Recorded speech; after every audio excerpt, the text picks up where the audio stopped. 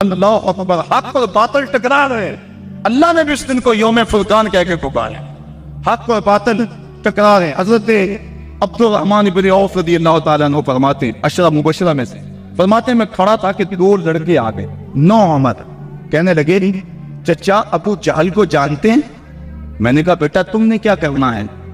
کہنے لگے ہم نے قسم کھائی ہے یا مر جائیں گے یا ماریں گے، کیونکہ سنا ہے وہ حضور کو گالیاں دیتا ہے۔ میں نے کہا اس کے گرد تو بہت بڑا دستہ ہے ایک فوج کا۔ وہ کہنے لگے یہ دستہ اسرائیل کا راستہ نہیں روک سکتا۔ کہتے میں نے اشارہ کیا وہ ابو جہل ہے۔ کہتے ابھی میری انگلی اٹھی تھی، میں نے دیکھا شہبازوں کی طرح جھپٹ کے وہ ابو جہل کے اوپر ٹوٹ پڑے۔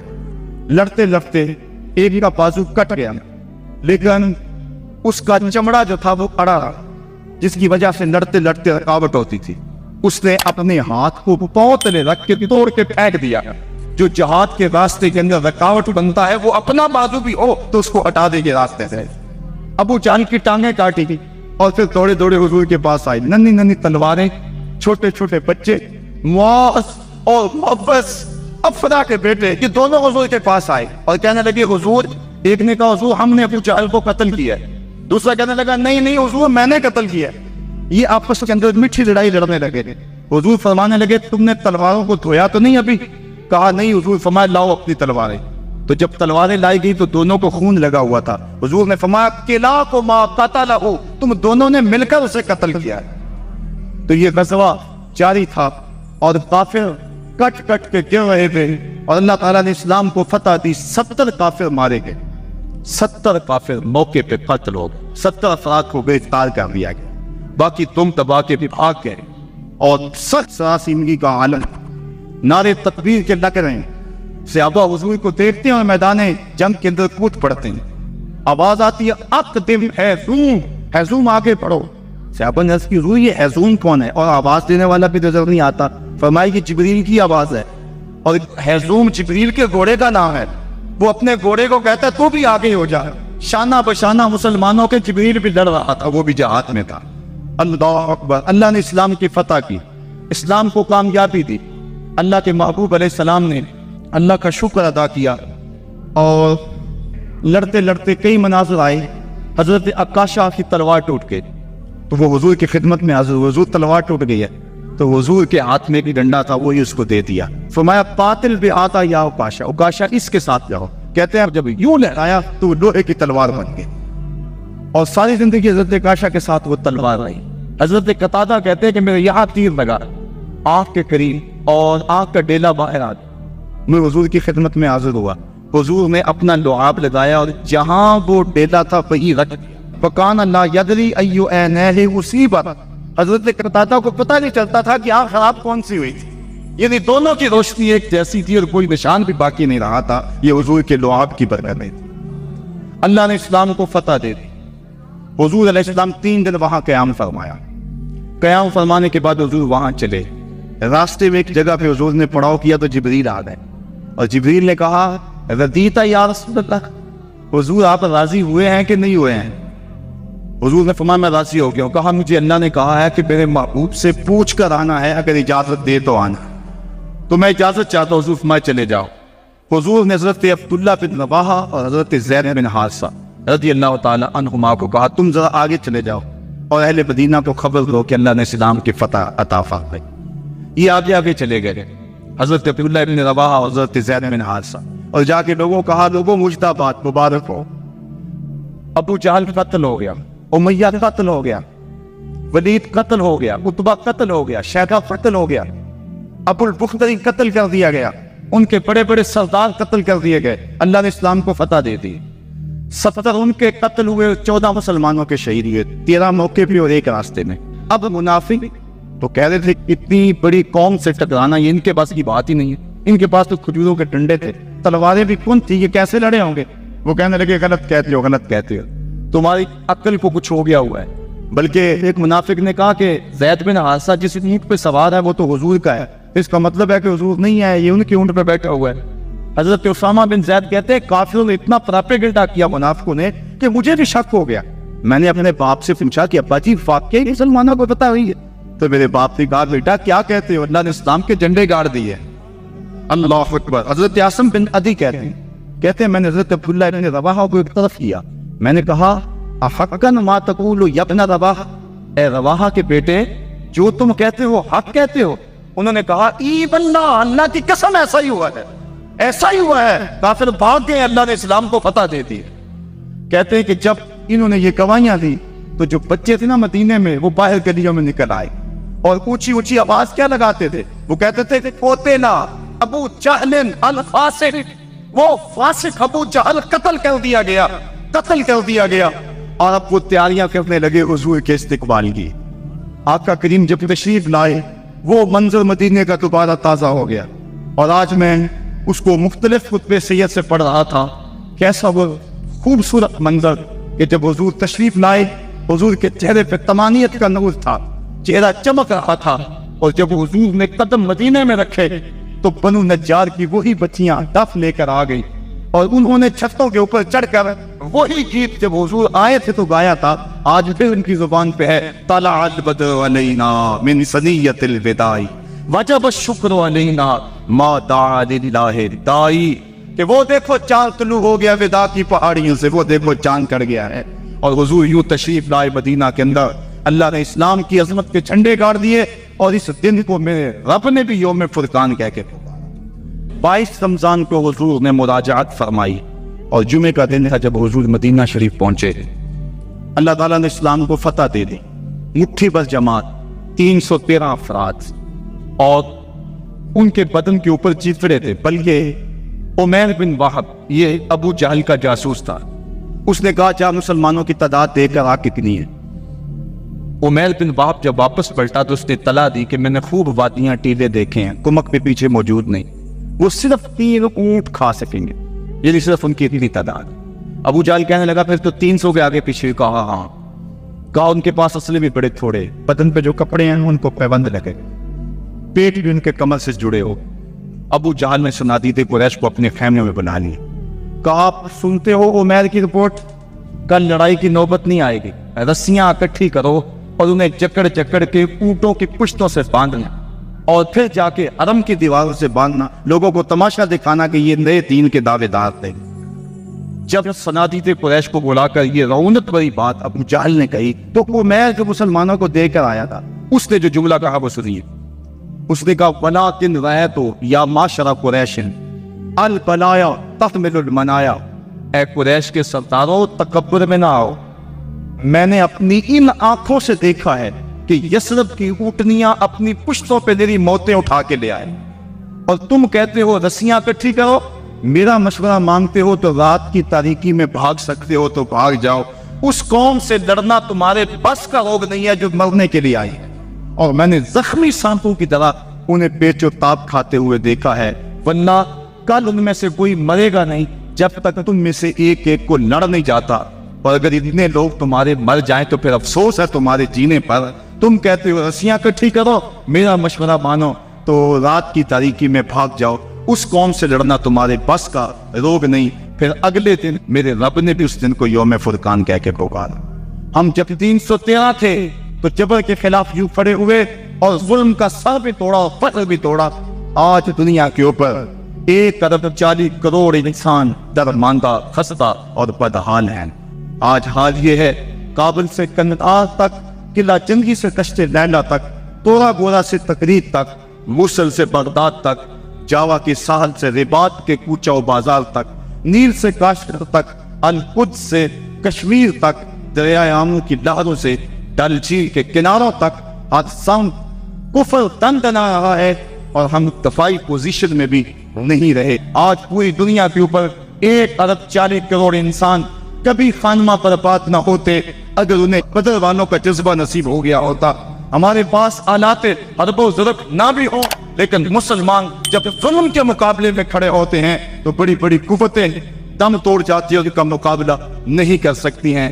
آج ہماری بدبختی اور ہماری رسوائی کا سما اس لیے پیدا ہوا، ہمارے پاس اسلحے بھی موجود ہیں، ایٹمی صلاحیت سے بھی ہم مالا مال ہیں، نہیں ہے تو جذبہ بدر ہمارے پاس نہیں ہے۔ کفر اور اسلام پہلی باقاعدہ ٹکر اور پہلی باضابطہ لڑائی غزوہ بدر کے نام سے معنون ہے۔ حق اور باطل کا پہلا ٹکراؤ اس انداز سے ہوا کہ میرے رب نے بھی اس کو یوم فرقان کہہ کے پکارا ہے۔ جب حضور نے اعلان نبوت کیا، آپ جانتے ہیں کہ پورے قریش اور کفار حضور اور حضور کے غلاموں پہ ٹوٹ پڑے۔ طرح طرح کی اذیتیں، پریشانیاں، دکھ، مصیبتیں، مقاومتیں، مخالفتیں، نکتہ چینیاں، ناموافق حالات کے چکر، کیا کچھ نہیں تھا جو حضور نے سہا۔ راہوں میں کانٹے بھی بچھائے گئے، گڑے بھی کھوتے گئے، کوڑے بھی پھینکے گئے، اور طرح طرح کی اذیتیں دی گئی، آوازیں کسے گئے۔ حضور کے غلاموں کو مشق ستم بھی بنایا گیا، تپتے ہوئے سنگریزوں پہ حضرت بلال حبشی کو کھینچا گیا، تپتے ہوئے کوئلوں پہ ان کو لٹایا گیا۔ حضرت سمیہ کو مکہ المکرمہ کے ایک چوک میں ابو جہل نے قتل کیا۔ یہ اسلام کی پہلی شہیدہ ہے جن کے خون سے مکے کی سرزمین لالازار بنی۔ حضرت عمار ابن یاسر کی والدہ حضرت سمیہ رضی اللہ تعالی عنہا، ان کے خون سے مکہ لالازار ہوا، حضرت یاسر کو شہید کیا گیا۔ کون کون سے دکھ تھے اور دکھوں کی کون کون سی قصے تھی جو آزمائی لی گئی ہو۔ پھر حضور طائف گئے تو جو مصیبتیں، جو دکھ وہاں پہنچے، وہ ایک الگ دردناک کہانی ہے۔ حضرت ام المومنین سیدہ عائشہ صدیقہ رضی اللہ تعالی عنہا فرماتی، میں نے ایک دن حضور سے پوچھا، حضور احد کے دن سے سخت بھی زندگی میں کوئی دن آیا تھا؟ صحابہ کی نظر میں احد کے دن سے سخت دن کوئی نہیں گزرا ہے۔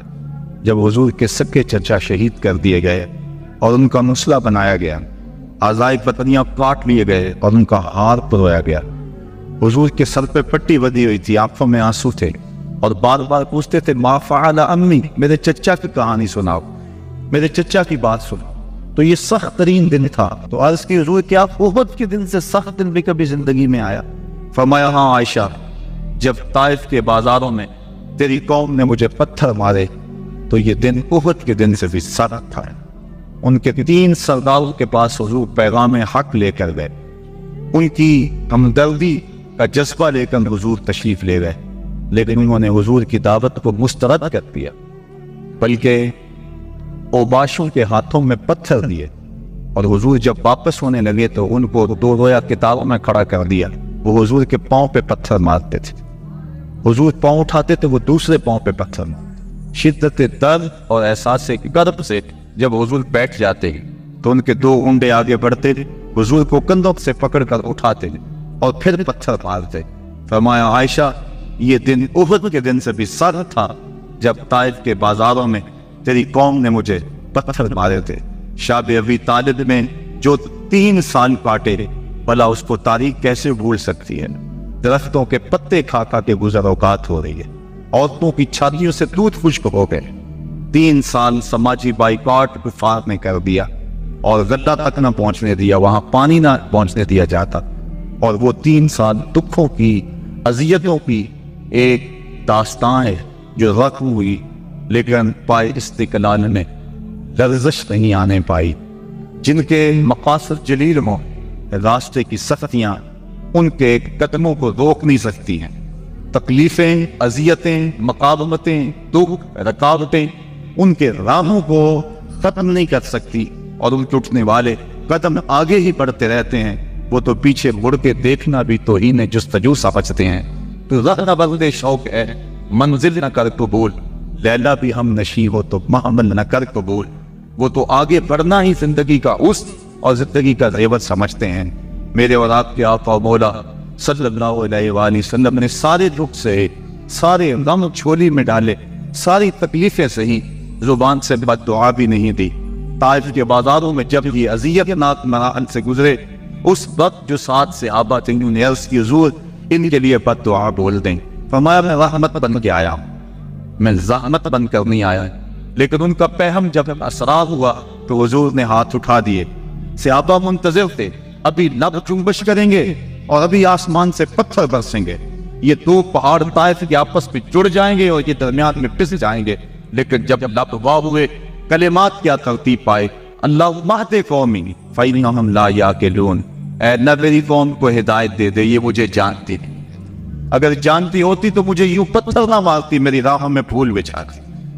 تو پتھر کھا کر دعائیں دینا یہ نبی کا ہی حوصلہ ہے، بلکہ دعا کرتے ہیں الہی کرم کر کو سارے طائف کے مکینوں پر، الہی پھول برسا دے ان پتھروں والی زمینوں پر۔ فرمایا مجھے ان سے نہیں، ان کی نسلوں سے ایمان کی توقع ہے۔ تو آقا کریم اس انداز کے اندر جو ہے وہ لوگوں کو دعائیں دیتے رہے۔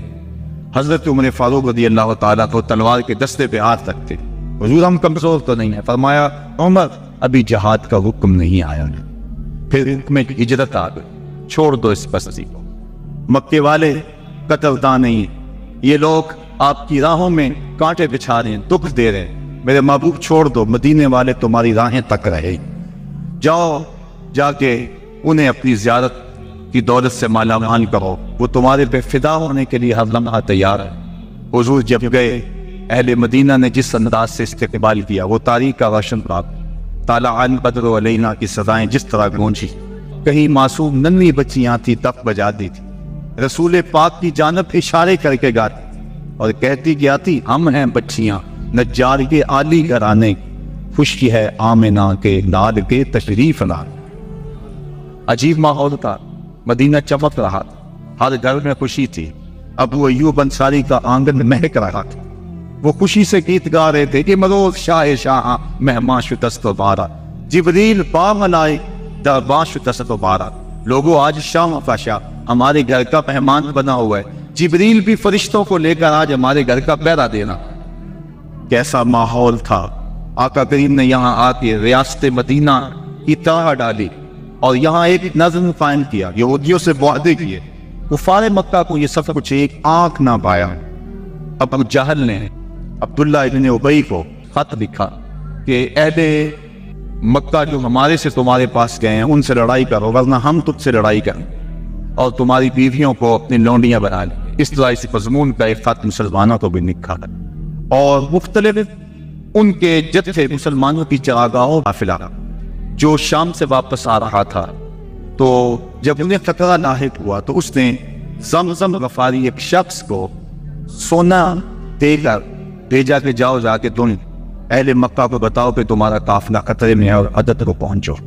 یہ ادھر سے چل پڑا، ادھر حضور کی پھپھی حضرت عاتقہ سلام اللہ علیہا کو خواب آیا کہ ایک سوار اونچی پہاڑی پہ چڑھ کے کہہ رہا ہے کہ اے اہل غدر اپنی قتل گاہوں کو 3 دن کے اندر کھوڑو۔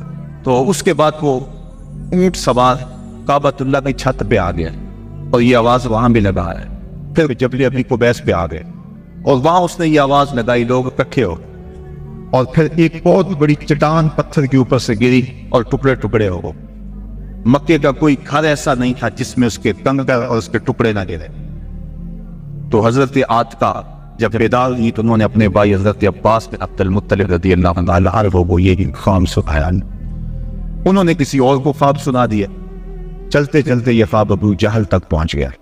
حضرت عباس بن عبد المطلب سین حرم میں طواف کے لیے گئے تو ابو جہل ایک ٹولی کی شکل میں بیٹھا ہوا تھا، کہنے لگا بل فاضل بنو ہاشم میں ایک نبی کافی نہیں تھا کہ ایک نبیہ نے بھی اعلان کر دیا؟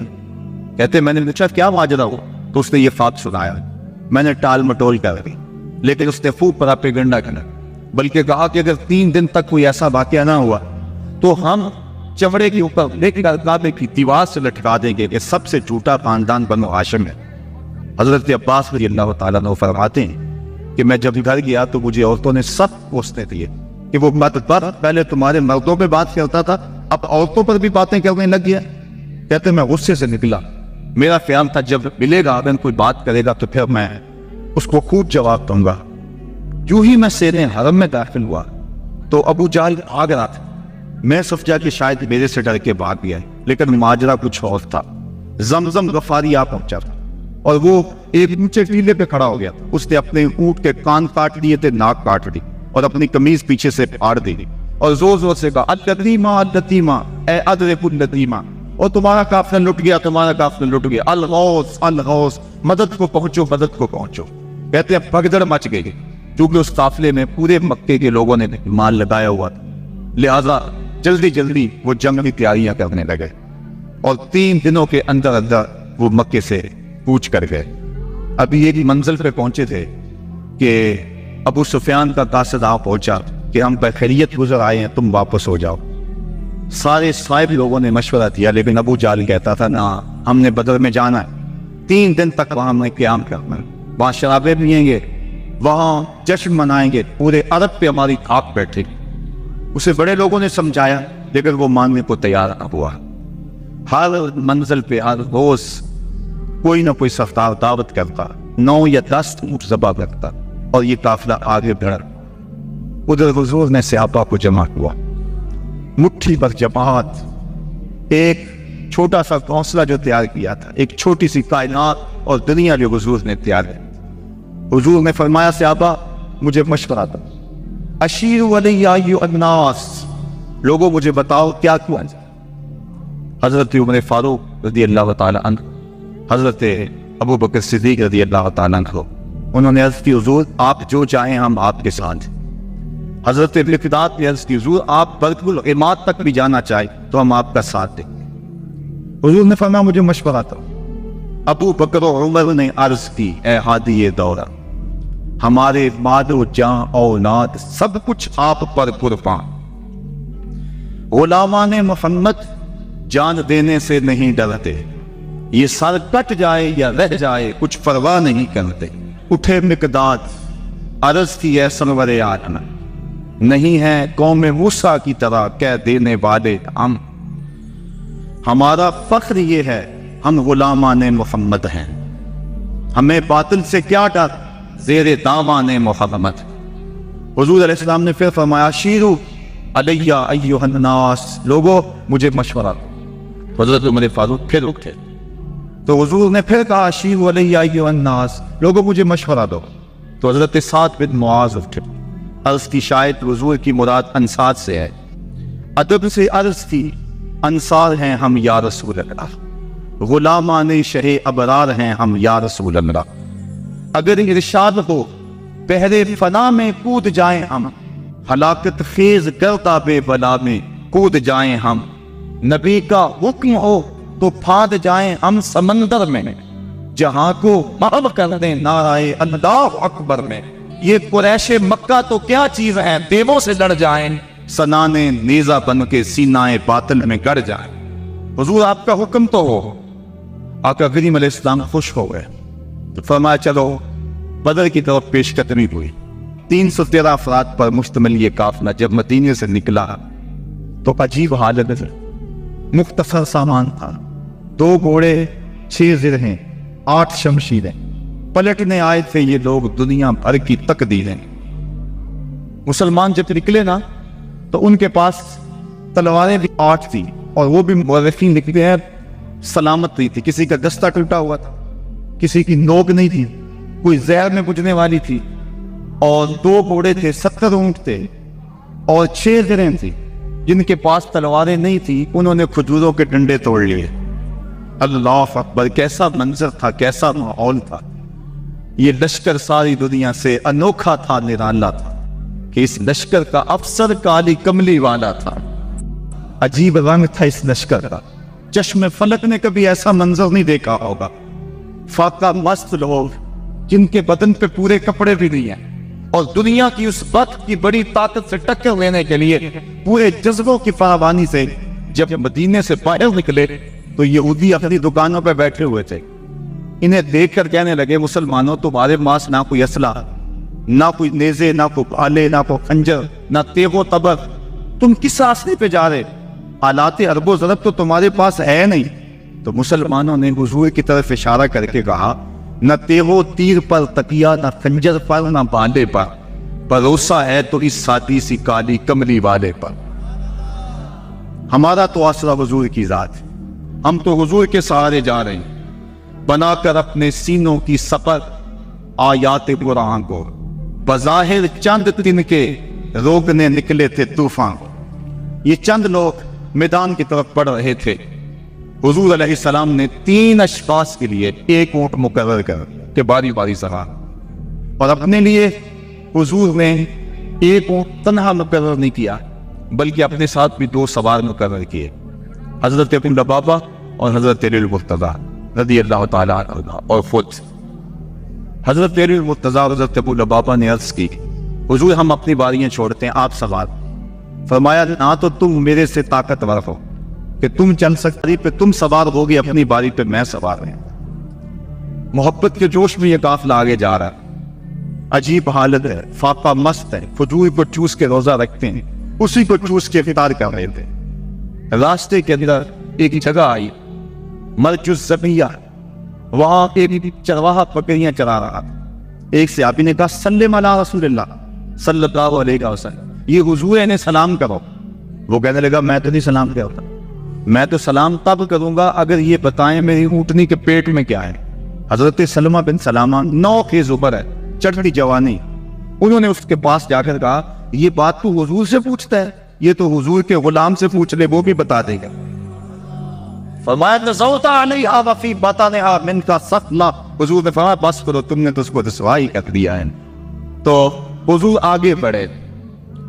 اب جب حضور وہاں پہنچے تو کافروں نے پہلے ہی اونچی جگہ پہ پتھریلے علاقے میں پڑاؤ ڈال دیا ہوا تھا، وہاں انہوں نے اپنے خیمے گاڑ لیے تھے، اور جس سمت حضور تھے یہ علاقہ نشیبی تھا اور ریت تھی، چلتے ہوئے پاؤں دنستے تھے اور چلنا مشکل ہو رہا تھا، سخت گرمی، 17 رمضان۔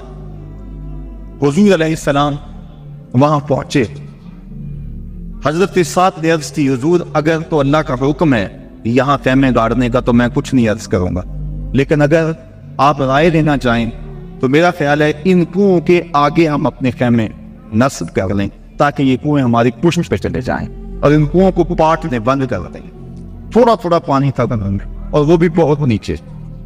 اب جب حضور وہاں پہنچے، یہاں مورخ اسلام حفیظ جلندری نے وادی بدر کی فریاد کو بیان کیا۔ وادی بدر نے جب اپنے دامن میں اترتے ہوئے ان مقدس مہمانوں کو دیکھا تو وادی بدر نے اللہ سے فریاد کی۔ سنو بدر نے کیا کہا، الہی کیا خبر تھی ایک دن ایسا بھی آئے گا کہ تیرا ساقی کوثر یہاں تشریف لائے گا، خبر کیا تھی یہاں تیرے نمازی آ کے ٹھہریں گے، شہید آرام فرمائیں گے، غازی آ کے ٹھہریں گے۔ مالک مجھے پتا ہوتا طوفان نوح میرے اوپر سے گزرا رہا، میں کوئی پانی جمع کر رکھتی، آج ان غازیوں کو، ان مجاہدوں کو میں پانی پیش کرتی، میں شبنم کے قطرے ہی جمع کرتی رہتی، اور آج تیرے رسول کے غلاموں کو وہ پانی پیش کر دیتی۔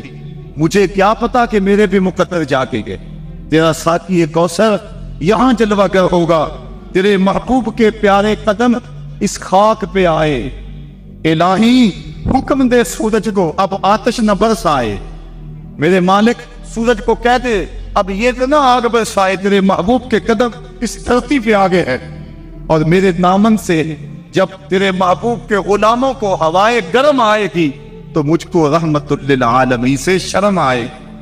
یا اللہ میری فریاد پوری کر ہوئے۔ اس وادی نے فریاد کی اور دعا کرتے ہوئے وادی نے کہا برائے چند ساعت ابر بارہ بھیج دے یا رب، برائے چند ساعت ابر بارہ بھیج دے یا رب، بہارا بھیج دے یا رب، بہارا بھیج دے یا رب۔ وادی نے یہ دعا کی، دعا صحرا نے مانگی، دامن امید پھیلا کر یکا یک ابر بارہ آسماں پر چھا گیا آ کر، مدینے کی بلندی سے جو رحمت کی گھٹا اٹھی تو استقبال کو فردوس کی ٹھنڈی ہوا اٹھی۔ عجیب منظر بن گیا، اچانک بارش برسنا شروع ہو گئی اور یہ نشیبی علاقے کے اندر جو ریت تھی وہ جم گئی اور حوض پانی سے بھر گیا، اوپر کیچڑ ہو گیا، وہ چلتے ہیں تو ان کے پاؤں پھسلتے ہیں اور یہاں پاؤں جمنے لگے۔ یہ اللہ کی پہلی مدد تھی جو بدر میں مسلمانوں کو پہنچ۔ رات ہوئی، کفار نے عیش و نشاط کی بزم سجائی، لونڈیاں ساتھ آئی تھی اور گانے والی عورتیں ساتھ تھی جو گا گا کے ان کو دادے عیش دیتی تھی، اور شرابوں کے جام لڑائے جانے لگے۔ ادھر فاقہ مستوں کی یہ مٹھی بھر جماعت، حضور کے لیے مسجد عریش بنائی گئی، ایک چھپر تیار کیا گیا۔ حضرت